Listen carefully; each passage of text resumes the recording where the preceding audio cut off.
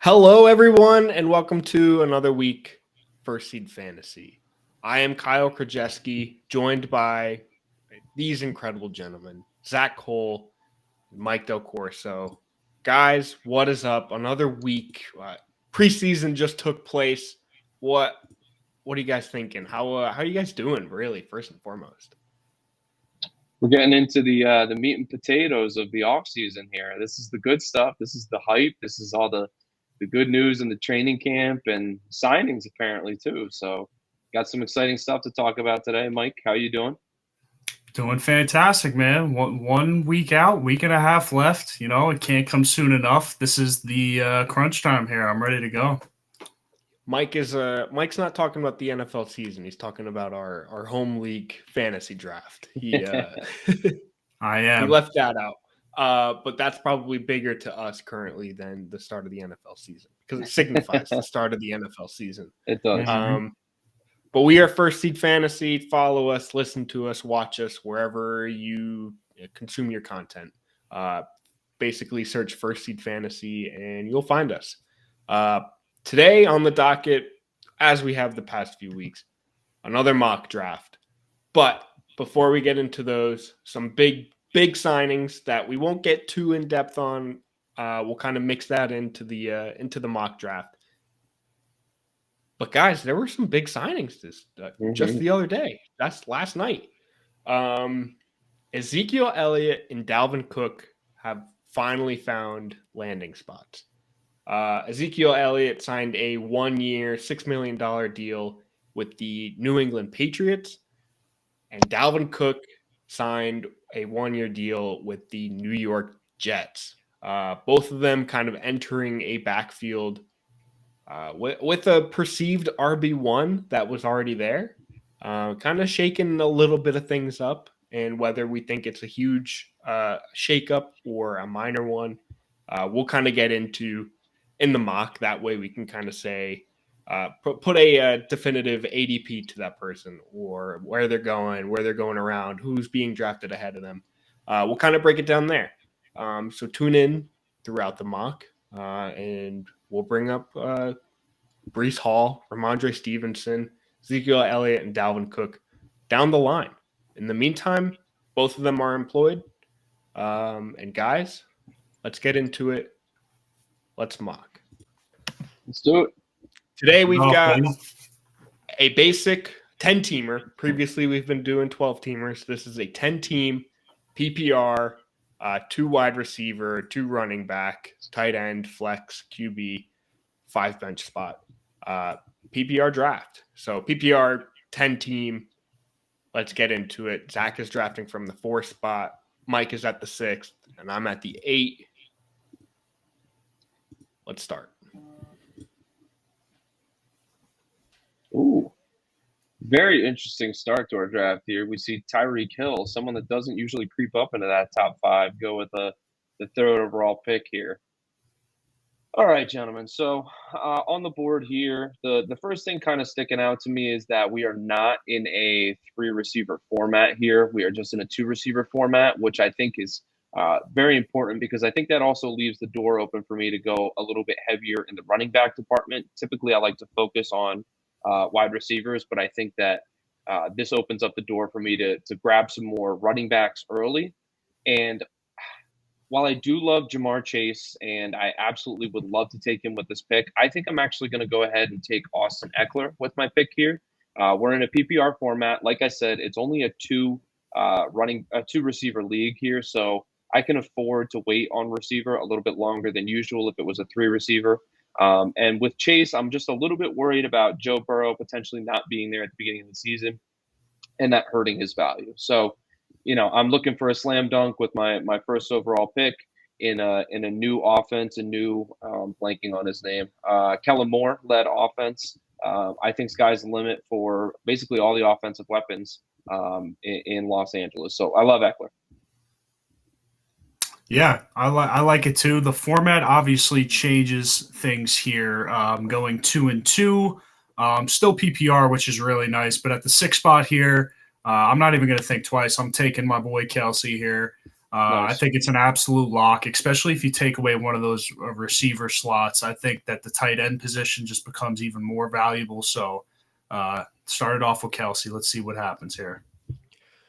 Not bad, not bad. I'm sitting here at 8 PPR. I'm going to go with my guy, Stephon Diggs. I mean, elite talent in an offense that's going to score a ton of points. And wow, the other guy I was considering at that spot made it right back to me. Not too shabby. So yeah, Stephon Diggs. Come on. I think last year he was I hate doing this. I should have this top of mind. Wide receiver 4. I'm taking him as the wide receiver 5 off the board. PPR, just dude. He's going to get the targets, command them. I'm taking him. And the guy I was also considering, Saquon Barkley. I was oddly considering him in the first. I think he's a first-round talent. And I mean, I'm probably thinking in what's it called? 12-team terms currently. But either way, I think Barkley's in for a huge year. He's got his contract. He's going to play. He's going to play well. And I'm shocked he is escaping the first round. And because of that, I will reap that reward all day. Yeah, I mean, I'm going to double down here, rolling off of what you just did. I definitely do want to get one of my backs right now, starting with that Kelsey star and like Zach mentioned, 2 and 2. So I'm going to keep the running back train going, and I'm going to skip a few guys and get my guy, and that's Tony Pollard. I think this year with the increased snap share, new offense, run-heavy offense, I think sky's the limit for the guy. He's sliding to the end of the second, even in 12 teams, and I think that's really, really surprising in PPR leagues. So give me Pollard all day. That snap share is going to hit the roof, and I think with it so is his points. So let's see what happens. Well, I'm back on the board here. I'm a little disappointed that Patty Mahomes went to pick before me. In a 10-team league, Mike, I kind of wanted to just touch on this when you took Kelsey. I think in a 10-team league, it makes it even more important to get a massive difference maker at one of your positions, one of your one-off positions like quarterback or tight end, because it can really help separate you from the rest of the pack. In a 12-team, 2 guys can get a top-tier tight end, and the other 10 guys are all on the level playing field with someone else who isn't a top 2 tight end. But in a 10-team, that pool is even smaller, so I think it can really differentiate you. That's all just to say I would have really liked Mahomes to be that differentiator on my team. But coming back here, I still see a guy that I really, really like, and his ADP was actually a little bit earlier than where we are right now. I guess not, because we're only in a 10-team league here. But Amon-Ra St. Brown is going to be my pick. The PPR sun god himself. He's just a lock to get a lot of receptions and get the ball very frequently in this offense. Man.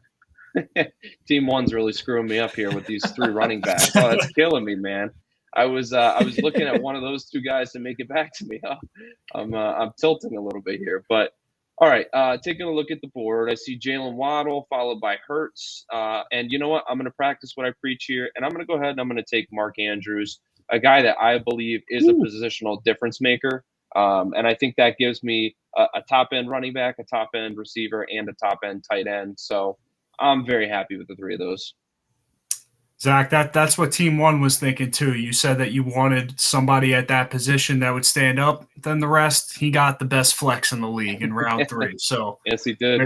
There you go. Back on the clock here. I got some interesting choices as well. I'm definitely going to look receiver here. I don't want to wait any longer, really. I think I still have a shot to get some top 10 talent here. And I'm going to go Chris Olave. I really love that sophomore year boost that these receivers see. I think he's getting a very slight upgrade at QB. I don't know how well Derek Carr is going to. Yeah, I say slight only because Olave still saw the volume and the production even with a backup QB, which I think more than anything just shows the talent of Olave. I don't know how much better Derek Carr is going to be. He wasn't all that great even with Adams last year in terms of efficiency. So I'm not sold on Derek Carr yet, But I am sold on Olave. I don't care who's throwing him the ball. I think he's a focal point of that offense. So I like my 3-position start here. Bold. Very bold. I mean, I love the Olave pick. I'm just saying bold for down talking Derek Carr like that. I'm here on the board, 3rd round, 308. I'm doing it. Jalen Hurts. First of us Nice to pick. take a QB.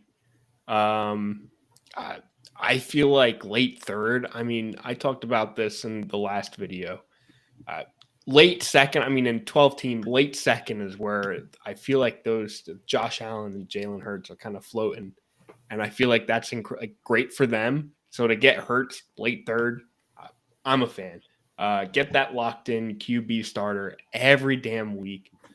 He's going to ball out. He's going to have another huge year. And guys, I think it's time we talk about it. Just because right now, Brees Hall is on the board. Queued up next pretty much. And Ramondre Stevenson just went at 309.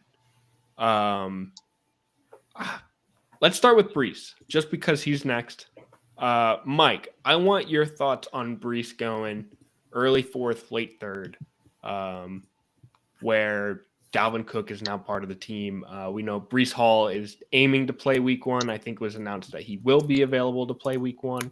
But still, a ACL tear coming back from that from last season. What are you thinking? Yeah, so Brees is an interesting thing. Just figured out the news. Dalvin Cook signed yesterday to a 1-year deal. So it's an interesting thing. Brees Hall was already going in the 3rd round. Obviously, this is 10 teams, so I think the situation changes a little bit. But I think eventually, like you mentioned, our draft is in a week and a half. Most drafts are going to happen over the course of the next 2.5 to 3 weeks. I think it's going to change, but I would say that Brees Hall's ADP should be in the 4th, 5th round, somewhere in the bunch there. And I also think that Cook should also be going in the 4th and 5th round. I mean, if you want to talk about running back tandems, you're talking about the 2 best running backs on any team in the league. So if you think that like the Chubb and the Hunt worked for all those years, if you think that Gibbs and Montgomery is going to strive this year, what other tandems? I'm probably forgetting some here off the top of my head. But this is the best running back tandem in the league by far. The only reason that I would have Cook slightly above Brees Hall in any of these drafts, I think, is 2 things stand out to me. Bridge deals, 1-year bridge deals for running backs. We've seen the, I guess, boost that the running back sees. He's playing for a contract, whether the volume's there or not. I think he's going to strive in the offense with Rodgers. He's just going to catch probably 4 to 5 passes a game. I think each of them could have 4 to 5 catches a game. And then 2, I'm giving him the slight bump because of the ACL recovery for Brees Hall. We see how that goes for all these different running backs. Obviously, last year, like J.K. Dobbins came back and kind of looked like his career was about over. That first game running the ball, he looked like he had a broken leg still or something. It didn't look great, and he did eventually recover. I don't know how that's going to be for Brees. Obviously, we haven't seen him in action yet. Probably won't see him at all in the preseason, I'd assume. Maybe a few practices here and there, maybe some live action in the last game. I want to see it and see how he recovers. But if you're giving me Dalvin and Brees Hall, I would say ADP should end up 4th, 5th round as like an RB2. And I think if you really hit it well, you can get the better end of the tandem of the 2. And for that reason, I'd probably go Cook and I'd aim for him in like the 4th, 5th round. I like that. Yeah, Dalvin is still, if you're drafting today, which I doubt you are, considering it's Tuesday at 9:30 and we won't be posting this till 2 days from now.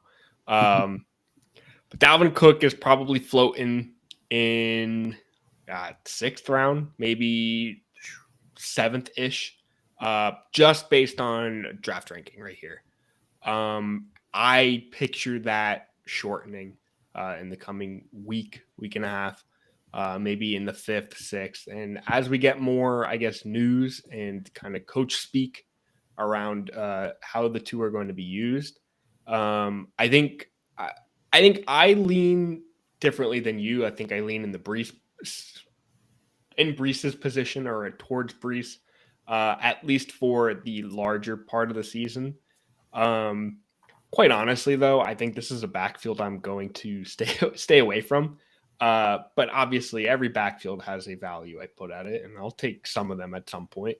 But Brees, I think, is my preferred one season long. I think I think with Dalvin, Brees can take his time coming back. And I think that's kind of what the Jets' intentions were with this, to allow Brees to make his way back at his own pace, to get 100% and not rush him. So that's why I think Brees, maybe the first few weeks of the NFL season, is a little bit slower. Not 100%, but Dalvin probably kills it, probably has 80% of the back workload. That's where I'm leaning. So I want Brees season long, but for to win week 1, take Dalvin. But that's not why I draft. I draft to win the season. So I lean Brees, but probably a backfield I'm overall kind of leaning away from. I really don't have much to add to that. I think you guys nailed both points. And I think, Kyle, you mentioned you draft to win, not draft to trade away. But if that was your thought process, I think Dalvin Cook will be a great midseason trade candidate after we see Brees Hall start to get some legs underneath him. Dalvin's going to pop off for maybe 15, 20, 25 points in those first few weeks. And people are going to be chomping at the bit to get him. And I think he's a guy that you can say, all right, I'm comfortable trading him away, because that tandem is coming in the future. Absolutely. And then mini tandem, less of a discussion, or I guess a disagreement here, but Ramondre Stevenson with Ezekiel Elliott. Right now, I mean, he just went at the back of the third, which I personally feel is cheap, but that's probably because of the huge jump of wide receivers that went before him. I think Stevenson, I don't think his stock should decline at all. I think Zeke is more of a goal line or short yardage kind of addition to the Patriots, where Ramondre, I mean, statistically wasn't successful at that last year. So I think Zeke kind of steps in to take that role from Stevenson, where Stevenson can still be that receiving back and the big yard kind of guy. Yeah, that I'm going to double down on. I think even in a 10-team league, like you see Stevenson going towards the end of the third, I'd assume that even in 12 teams, he's still going to fall end of the third, maybe early fourth, most likely, depending on how your league feels about him. For me, though, I'm in the same boat as Kyle on this one. I'm not really scared. I know Zeke as well as anybody watching him for the past how many years, and I could tell you confidently, the guy has no legs left. I love him to death. He could not make it through games last year and stay even at like 80%. And that's what happens with running backs. They start to deteriorate, especially when you abuse them in the first few years of their career. So I don't think Zeke's a threat at all. Yeah, he'll probably get some goal line reps. He'll probably do exactly what Damian Harris did last year to Ramondre. Damian Harris started the year. He had a few impressive games. I think even some 100-yard games, if I'm not mistaken, where he did look really good running the ball. But, the third down back is not going to change. That's Ramondre. And PPR leagues, that's all you really care about. If this was half-point PPR, if this was standard, then yeah, I mean, you're probably taking Stevenson in the 5th, 6th round at that point, to be honest with you. Because I do think that Zeke, it is a strong possibility that Zeke could have more touchdowns than Ramondre on the season. I think it's very possible. I don't know if that will happen. We obviously saw it happen in Detroit last year. No one expected it. So I'm not ruling it out, because Zeke could be the guy that has 3 carries, 3 touchdowns every week. But I'm taking the third down running back in PPR, not blinking an eye. So I'm on Kyle with this one. I see a lot of similarities between Zeke this year and 2016 17, LeGarrette Blount, that year where he randomly had like 18 touchdowns for the New England Patriots. He's just going to be that battering ram that Bill Belichick's going to throw in on the 2-3 yard line, and he's going to expect a touchdown from him. So I think that for Ezekiel Elliott, I think you guys both nailed it. It's going to be more goal line work, short down and distance work. And I think Ramondre is still going to differentiate himself as a valuable option, especially in PPR formats, because you can see here, Zeke isn't going to vulture any targets from Ramondre Stevenson. Last year, the most targets Zeke had, or the most catches Zeke had in a game was 3. And Ramondre had games of 8 catches, 9 catches. So he's clearly a trusted source of receptions out of the backfield. So I think that with that, he is still going to be completely safe in fantasy, and I think you can draft him with confidence. And if anything, it's just lowering the price tag on him by bringing Zeke in. Other people will be scared, and I think you can still draft Ramondre Stevenson pretty confidently. Bingo. I think that's the kind of the sum of it. Take advantage of the dip on Stevenson. Don't fear the addition of Zeke. Yep. Mm-hmm. That one's a lot easier to decide than the other one. That's for sure. Very much so. All right, let's get back to drafting, boys. I'm sitting here. I've got a wide receiver, running back, and QB. I'm not itching for any wide or any position in particular. I see 2 guys that stick out to me. I'm going to nail down this running back room and take Jahmyr Gibbs, who I think was kind of the next best running back available on the board. Kind of filling out my starting running backs and feeling very comfortable there. I like it. Good construction. And I'm going to go ahead and I'm going to add a receiver here. I'm going to go ahead and go with a little D-Hop. A lot of speculation on him this year. His ADP, for some reason, hasn't changed much since he signed with an NFL football team. Think about that. He still was going around the 5th, 6th round and really hasn't changed that much. I kind of skipped on some receivers to get him here. If I didn't touch him, it is a 10 team, but he still would have went in the 5th round. So I'm not really scared of D-Hop this year. I don't care who the quarterback is throwing to him. It's never mattered. I don't think it's going to matter now. Health doesn't seem to be an issue with him. I'm all in on D-Hop. Give me top 10 upside and a floor of wide receiver 2. I like it. I think we're getting an elite level receiver in the 4th round. I like it, Mike. Coming up to my pick here, I'm feeling like Thanos with all the Infinity Stones right now because it's all falling into place. I'm going Lamar Jackson. I'm stacking Mark Andrews with his man, Lamar Jackson, and I'm just going to say that all of the offense that comes out of that Baltimore offense is going to be on my team, and that's a dream to me. So I'm happy to stack those 2 guys together. And coming back around here, I'm taking a look at a couple of the top guys, and I like some of the options here. Keenan Allen, Aaron Jones, Amari Cooper. Even taking a look further down, Terry McLaurin, Dameon Pierce. Preseason princess so far, DJ Moore. He's also sitting here on the board. But I think I'm actually going to address my running back position here before it gets too scary by the time it comes back to me. And it might be a little bit of a reach, and I'm actually okay with that in this situation. I'm going to go with it. I'm going to go with Miles Sanders here. I think he's another guy that could see a healthy amount of PPR work. And I think that he's just a nice compliment to Austin Eckler. They're both clearly the go-to option in their respective backfields.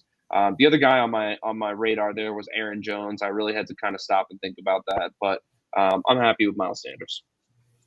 Yeah, Zach, I'll tell you what, if this was a week and a half in advance, that's one of those picks where I take the closest thing next to me and I chuck it at you from across the room. That's one of those. Sanders is definitely one of my sleeper running backs this year. You're talking about a bell cow running back in a system that really did give some numbers to Deonta Foreman last year, who has been shuffling around the NFL now for a few years. I think Sanders is definitely going to be the bell cow there, including third down work, goal line work. He's one of my sleeper backs, and I definitely was excited to take him.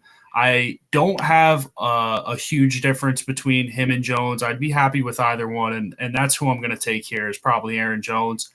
I would prefer Sanders a tad over Aaron Jones, and I was looking running back there, but at least I got one of them. So, Ooh. Back here, I've got my 2 running backs. You guys just followed up with 2 running backs. Ooh. A receiver that I haven't drafted much of, but I'm a big fan of this year. Amari Cooper. Ooh. I mean, come on. Give me a full offseason of him and Deshaun Watson working together. Last half of the season last year, kind of under their belt working together. Amari Cooper comes in. He has the history of being a quality, productive receiver. Wide receiver 1 in Cleveland. I'm in. Give me some Cooper. I don't have nearly enough of him that I would love to have. I'm high on him, but I guess not high enough to keep drafting him. So I'm happy to take him there as my wide receiver 2 in the 5th round. And I'm back. I'm back, baby. I like both of these guys, 3 of these guys. Dobbins, Judy, and Pierce. Looking at my flex spot is basically what it's looking at. I like Pierce. I like what he showed last year. He's a little he's going to get the ball. He's going to run it. You know what you're getting with Pierce. Moore actually had a very interesting play in the preseason. I'm intrigued. I'm going that way. I'm going DJ Moore. He wasn't even one of the first guys I mentioned there, but Moore, I mean, a stud when he can be. Now with Justin Fields, let's hope that the 2 of them can make that leap together. I love it. Nailing down the flexes here in the 6th round. So I'm doing the same exact thing here. I'm undecided. You know what? I lied. I'm not going flex here. I'm going to get Trevor Lawrence. This is a thing we kind of talked about in the last video as well. And Zach, you really did sell me on him this year. I think he is the last one in that elite tier in those front, 8 that are going. And I think he really is the last one that squeaks in there. And I wouldn't want to go too much further without a quarterback, especially at a 10-team league. So I think I'm getting an elite one there. I'll take him over my flex. Great pick.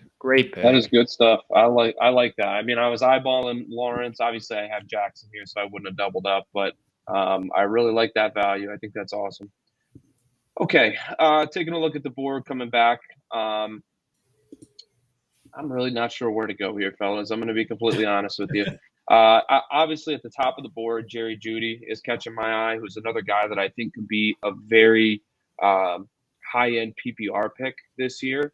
And you know what? I think that's where I'm going to go because this next chunk is mostly tight ends, followed by a couple of running backs coming up. So I'm going to play the ADP game and hope that these guys make it back to me. So I'm just going to go ahead, seal up my second wide receiver spot, and I'm going to go with Jerry Jeudy here.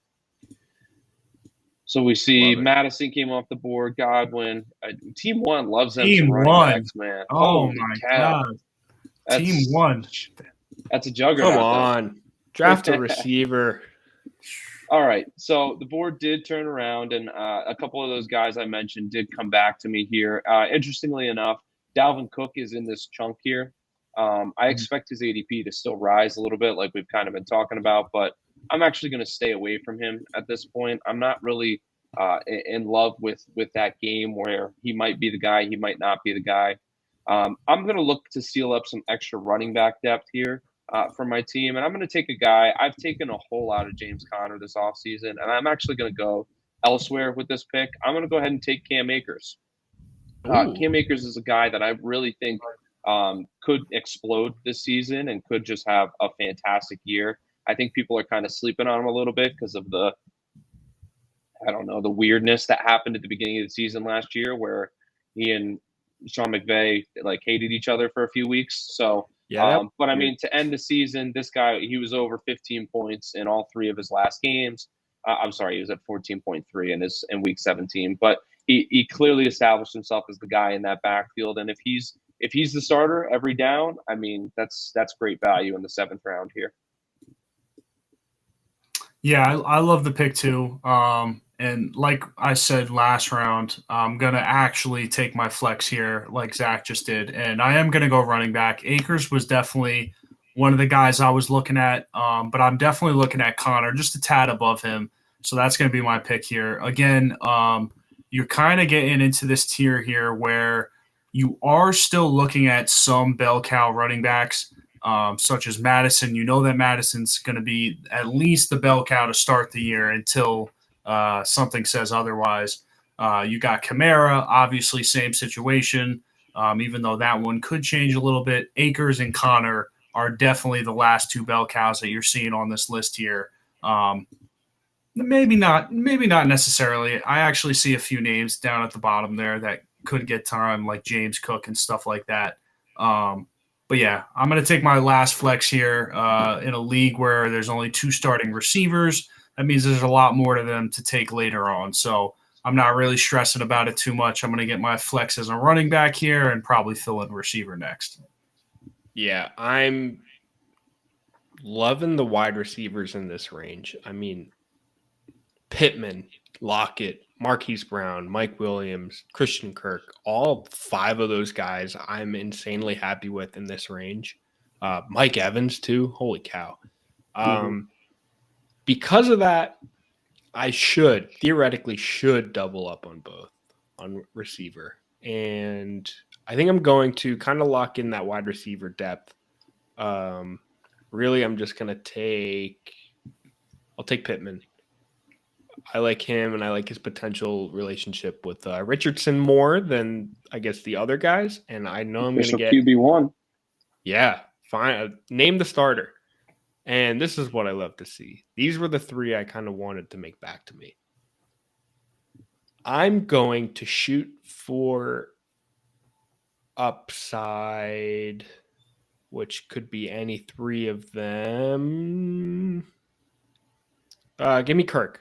No, give me Mike Evans. I mean, Evans could be the guy. I personally think he's going to be the guy in Tampa. He has been for years. No matter who the quarterback was, whether it was Brady or any dude before him. Give me another 1,000 receiving yards from Evans, and for my first bench pick, love it. Love that depth. Yeah, now Evans, you can't vote against them, and I went like this only because now I get my stack, and I was looking Christian Kirk the whole time. I really don't have them too far off. I actually do have a slight edge to Evans between the 2, but I'm going to go ahead and take my stack at my wide receiver depth here. All right. Coming back to me, let's see, Christian Kirk followed by Jordan Addison. So looking at the board here, man, I can't say I trust Mike Williams. I just don't really love that experiment year in and year out. So I think I'm going to avoid him. I never really like to go this running back heavy, but I think I'm going to go running back again here. And I think I'm going to take a guy who we can proudly claim to be a post-hype sleeper in the absolute highest degree, and that's Javonte Williams. He's going to be my pick here. I think, again, he's a guy that he has this stink on him that he's just not reliable, much like Cam Akers. He's not the guy, blah, blah, blah. And he could wind up being the guy in this offense. And I love Javonte. I really, really do. So especially in, like I said, the 9th round or the 8th round here, when you're taking guys like Cook or Pacheco who have some more question marks around them than I think a healthy Javonte does. So love Javonte there. Now I'm finally going to go wide receiver. I'll bite the bullet here. And what do I see? A guy that I love staring right back at me, Dr. Seuss. Jahan Dotson is going to be my pick. He's one of my favorite sophomore wide receivers. I think he's got an immense ceiling with Sam Howell, who I think is going to take this offense to another level. And I think Eric Bieniemy is also going to force the Commanders to throw the ball a lot more than they've ever really have in recent memory. I mean, reports have been coming out. He's super intense and he's demanding this high level of performance from his players. And I think Dotson's the kind of guy that could rise to that occasion. So I love Dotson. I think he could be a PPR guy as well. So I'm digging him here.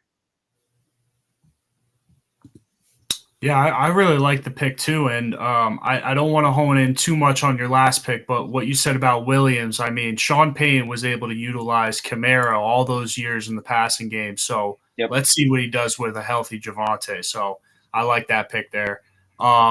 Right here, I'm going to go receiver again. I honestly was thinking Treylon Burks, but I have D-Hop, so that is a no-go. And another receiver I was honestly looking was Michael Thomas, but I have Olave. So two guys that I kind of crossed off my own board there accidentally. But right in that same tier with them, I also have Brandon Cooks, who's going to be my pick here. I think he is going to step in, and he is going to play an important goal line role this year, I believe, especially coming out of the slot for us. So I think Brandon Cooks does have a lot of potential in this offense, especially play action offense, which it's supposedly supposed to be. I think it should open things up in Dallas, and we'll actually finally have a true number 2 in Dallas now. All right, guys. I need a tight end. And I'm going to go, I'm going to play the gamble. I believe Team 9 is going to take a tight end because he also needs one. And I'm going to be very happy with either one of these guys that falls back to me, and Evan Ingram and Pat Freiermuth. So because of that, I'm taking David Montgomery. Yep, there he goes. Took David Montgomery. I think he could be and in tandem with my Jahmyr Gibbs, even better. I mean, the two of them together are going to be RB1s. I think we're going to see Jamal Williams and DeAndre Swift that we saw last year in Montgomery and Gibbs. And quite honestly, I think it's going to be a little bit elevated this year. So give me Montgomery, give me the goal line work, give me some between the tackles kind of running that Montgomery is great at. Especially with my Gibbs, love that stack. And if anything happens to either one of them, you've got a top tier RB1 locked and loaded. And like I thought, Evan Ingram was drafted. So that leaves me with Pat Freiermuth, which thankfully I think may be one of the first drafts I do on this channel that isn't taking Evan Ingram. So give me Pat Freiermuth. He's going to get his targets. I think that is almost guaranteed. And at this stage in the draft, you want that guy. You want that guy that's going to get the targets, get the volume. And that's all what Pat Freiermuth is about in this offense. Mike, I can't imagine what it must be like not having a top end tight end. Yeah, I was thinking about it here. It's getting a little thin. I don't know if I want to wait any much longer here. It's interesting with this pick too. I mean, look at all the decent, actual top 10 tight ends that are going late here. In this kind of tier here, it really is perfect. If you were looking late round tight end, I think this is really a good year to kind of just actually wait. So yeah, in this situation, this is probably where realistically I'm looking tight end here if I don't end up with Kelsey. But because I did, it's a no-brainer. I'm going to just keep stacking depth here. I'm not going to touch quarterback or tight end. I'm going to go with Brian Robinson as my back. Now, him and Gibson are another tandem in the NFL this year that I think could see a boost because of coaching. I think Bieniemy is a genius. I think he was able to make it work with Jet McKinnon and Clyde Edwards-Helaire when he was a rookie, and just a lot of smaller backs, not really workhorse backs. And I think that he has something in Washington. I think he could definitely do some with it. So 10th round depth, why not take someone that could potentially be have a floor of a RB2 in the top 24? Yeah, definitely. And Mike, you mentioned the workhorse back, and we saw what it would look like last year when he got there with Pacheco, and Pacheco took off. So I think that's a great call and a great analogy that you drew there between the two. All right, I need to work on some depth with my team here, and I'm going to focus mainly on the wide receiver position. And we have talked about in the past so-called lottery ticket picks, and we generally refer Yeah. to rookies as being lottery ticket picks. And I'm going to take a guy here who has been a little bit of a preseason darling as well, garnered some hype and had a couple nice catches and stuff. Quentin Johnston, wide receiver for the Los Angeles Chargers. So if he can play to his ceiling, he's going to just be a monster this season. And I think that that's a steal in the late rounds. And I got sniped here with one of the guys that I wanted. I wanted to grab Zay Flowers, who I think is just going to be a PPR machine. But obviously that didn't happen. So I'm going to go ahead and pivot with my pick here. And of course, there's no wide receivers on the board. Odell, Elijah Moore, Cortland Sutton. None of those particularly inspire me. I am warming up on Elijah Moore a little bit, but I'm going to stay away in this scenario. So I guess when all else fails, just take another running back. I'm going to take my dude Khalil Herbert, who I think could just be an absolute steal in round 11 at this point, or round 10, presumably in your 12 team drafts. He in the preseason, he was the guy. He got the first reps. He had an explosive play down the sideline. He just seems like he's being severely underdrafted right now.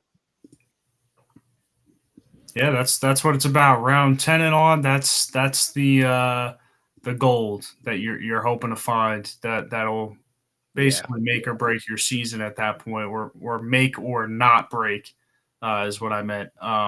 But yeah, here, so I did get one of my top quarterbacks that I mentioned before in that top tier, but I am going to go with a backup quarterback just to kind of highlight a later round quarterback that I really like this year, and that's Kirk Cousins. I think without a potential strong running game, I think it's going to force them to open things up in that offense a little bit more. Now, everybody is well aware that the Vikings are really just a play action heavy, like run first, pass second team. And it's starting to shift over the years. But I really do believe that they're going to hone in this year on just letting Kirk Cousins kind of loose a little bit more, let him get Addison going, let him get Jefferson just to be the best receiver in the league. And I think it's going to open up things for that offense. Without that solid run game, I want to see what happens because I know that there's going to be a shift on that team, and I'm excited to see what it's going to look like. So I like Cousins as a late round QB this year. Cousins is probably one of my favorite late round QBs. You've got him. You've got huge upside in Richardson. Richardson is a shot in the dark though, but a great one if it pans out. And then, Rodgers is still sitting here. Geno Smith could have a similar year as last year. All that being said, I'm taking a running back, Samaje Perine. Zach kind of touched on it with Javonte Williams, just kind of vibes with him, but I picture Williams kind of taking his time coming back too. No rush for him coming back in Denver. They went out and signed a Perine, and Sean Payton has mentioned his love for Perine. So I'm taking him. And I think the true winner of all the running back signings that took place the other day. Bless you. Devon Achane. The real winner to me personally of the signings of Dalvin Cook and Ezekiel Elliott is Achane in Miami. That just kind of points out that no true threat is coming to Miami at the RB position.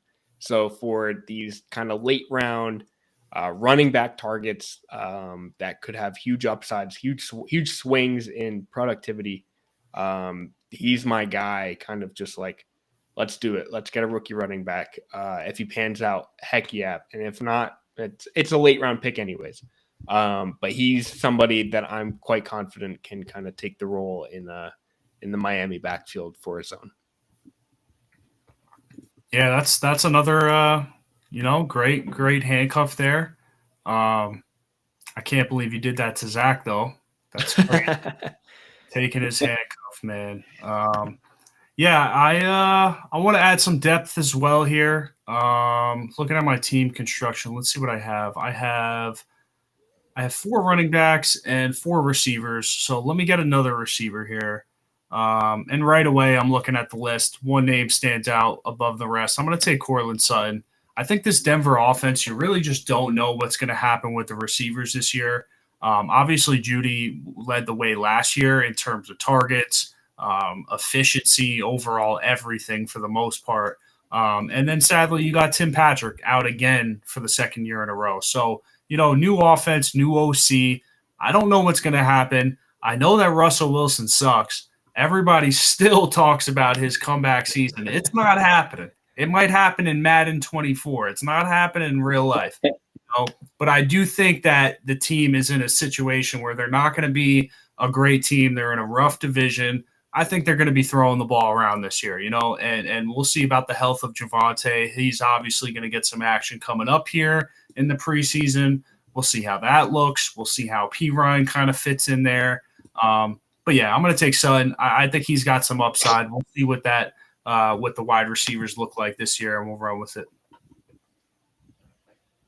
Oh boy, listen. I'm excited. The guy that I wanted to make it back to me made it back to me, and oh boy, best feeling.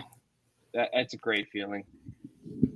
I'm going to go a little weird here. It's a position we don't usually talk about taking a backup at, but I'm going to take a second tight end, and I'm going to take the guy who is sitting right here at the top of the draft board. I'm going to take Dalton Kincaid, the tight end for the Buffalo Bills.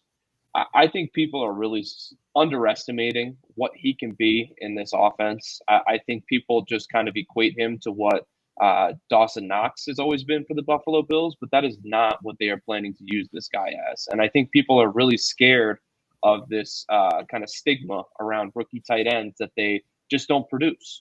But I think Kincaid's got a skill set where he's going to step into this offense and he's immediately going to become a downfield reception threat, possession reception threat. He's just going to be everything for this offense. And I think he's going to really complement Stephon Diggs nicely and finally give Josh Allen that consistent second weapon that he's always been looking for. I think the Bills tried to push Gabe Davis into that role a little bit last year, but we kind of seen that Gabe Davis is a vertical threat. That's like his thing. But I think Kincaid can kind of be that Mr. Do-It-All that this offense needs. So I think getting that kind of production out of a tight end that could be potentially a 12th rounder is worth the risk and worth the bench spot. Worst case, you cut him after a couple weeks. So I really like taking that flyer on him late, especially if you don't go early tight end. Great flyer. Great flyer at the tight end position. I think he's kind of a guy that you can probably skip this Schultz and Kmet tier and jump on Kincaid. Great pick. Great depth. Great backup at tight end. Weird, but good pick. I'll do it sometimes.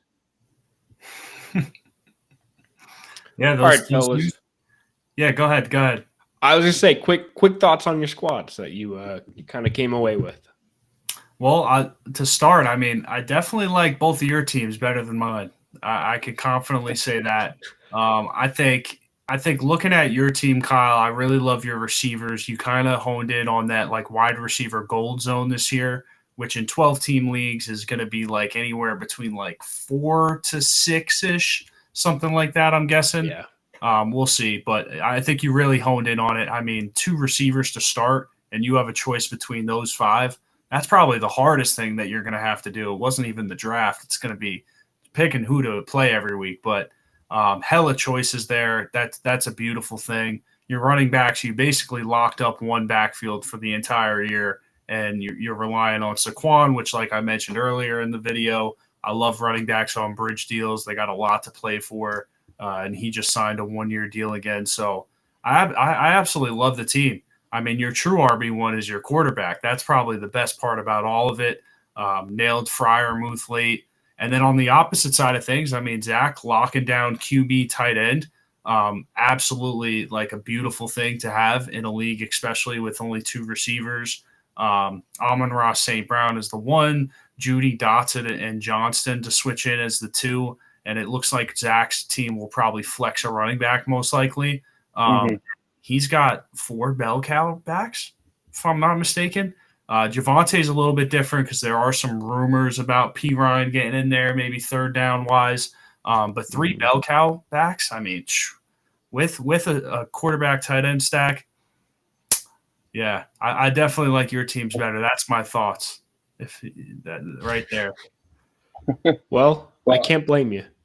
I was going to say, I'm going to put a feather in Mike's cap because I like his team a lot. I really think he's got a really nice, solid foundation with his running back core of Pollard, Aaron Jones, and James Conner. And, I mean, just the cherry on top is Travis Kelce, a tight end, who's going to get him points week in and week out. So I like your squad, Mike. I really do. Yeah, Mike, your 2 receivers, 4 really, pretty solid. Great depth with Cooks and Kirk. I mean, you've got James Conner as your flex piece there. Not bad. Kind of dig it. I will say, though, I think I'm going to side with Zach's squad here. I think you got Amon-Ra, Andrews, Jackson, solid picks 3 through 5, and then on it's just great. Fan favorite of mine. Thank you, gentlemen. That means a lot. I wish this is what it's going to look like for those 12-team leagues too. You know, that would be really nice to have that many choices. It would be, right?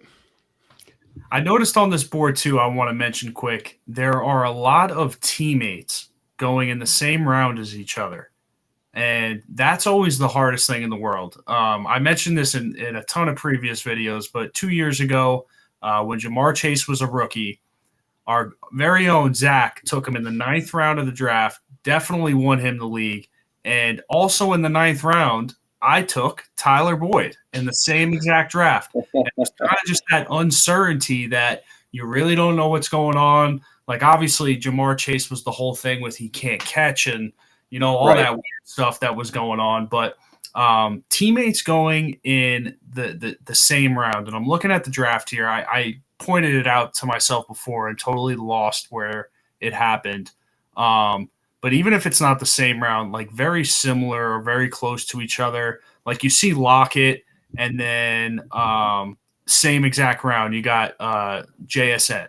That's going to be a very interesting thing this year. You know, for years and years, everybody sleeps on Lockett. And now is this the year that you don't sleep on him with a teammate that's coming in, a rookie, or is this the year that you should sleep on him? You know, that's going to be a tough one. I've seen some drafts as well where you see Evans and Godwin going very, very close to each other. Where did it happen here? Godwin went 2 rounds earlier in this one. But again, very, very difficult conversation. And that's probably the gist of it that I see off the top of my head here. But teammates going in the same round is very, very hard. And I think there are going to be some situations of that this year. It's going to be interesting to see how people kind of go off of that. And my last point here, I'll wrap it up. Another thing with the tandems, Detroit's running back tandem led the NFL in points, fantasy points to running backs last year. Why is Montgomery going that late?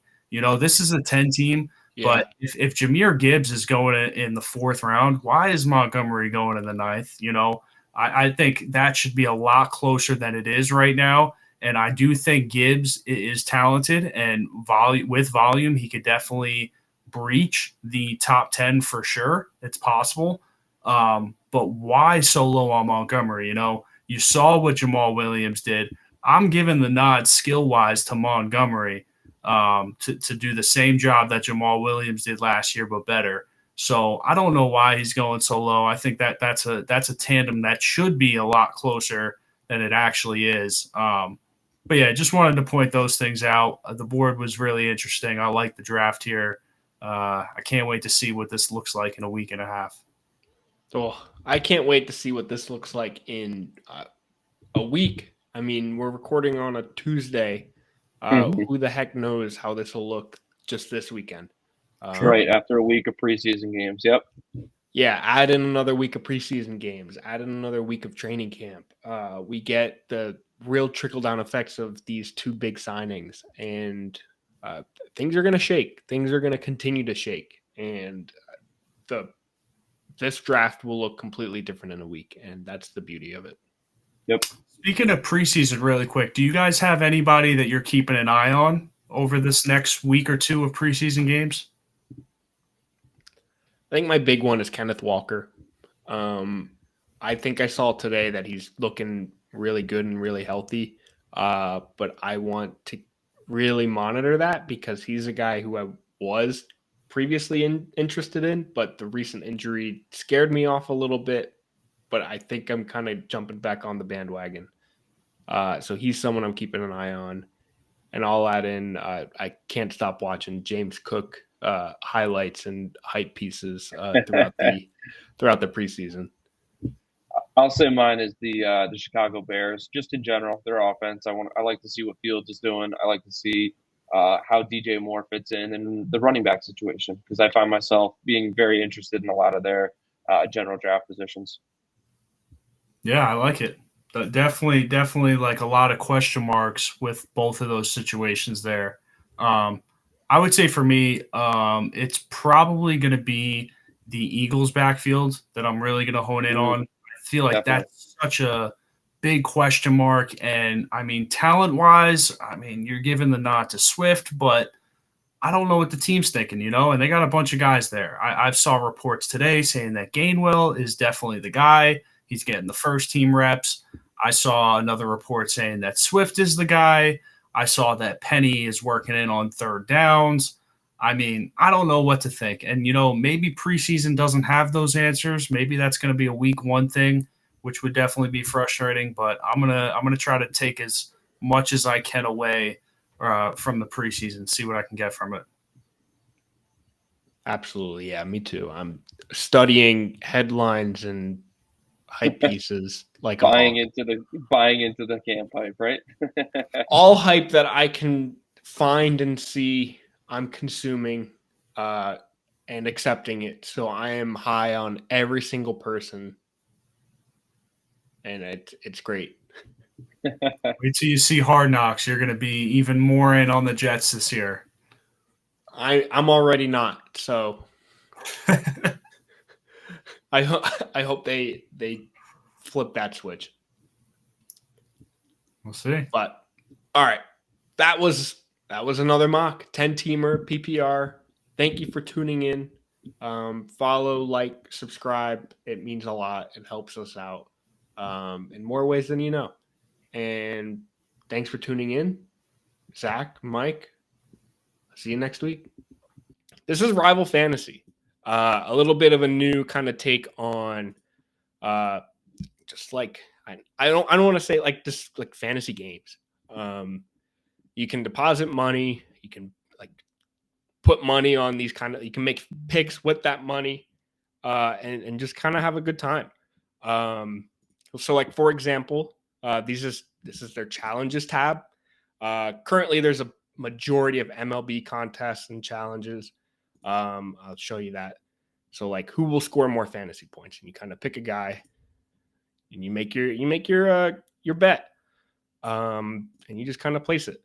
But for example, for the NFL, when it loads, I think this is for tonight's Friday, August 11th for tonight's preseason game. Who will score more fantasy points? Denzel Mims of the Lions or Greg Dortch of the Cardinals? My personal pick would be Greg Dortch.